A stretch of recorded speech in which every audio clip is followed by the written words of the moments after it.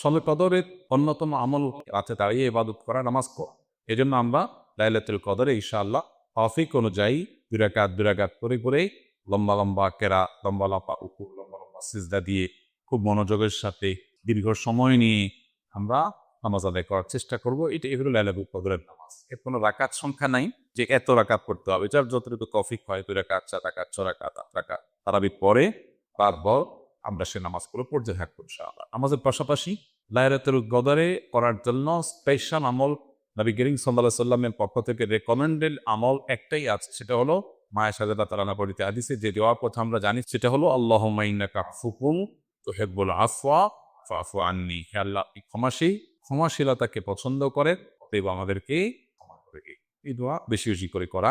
এর বাইরে আমরা জিকির, আজকার, তাসবিহ, কোরআন তেলাওয়াত, দোয়া, রোনাজারি এগুলোর মাধ্যমে পুরো রাত অতিবাহিত করার চেষ্টা করবো ইনশাআল্লাহ। নামাজের ক্ষেত্রে বিশেষ কোনো নামাজ নাই যে লাইলাতুল কদরের এরকম এত রাকাত নামাজ, প্রথম রাকাতে অমুক সূরা এতবার, তমুক সূরা এতবার, এরকম কোনো বিশেষ নিয়ম নাই। বরং যে কোনো নামাজের মতো যে কোনো সূরা দিয়ে আমরা নামাজগুলো পড়তে পারি।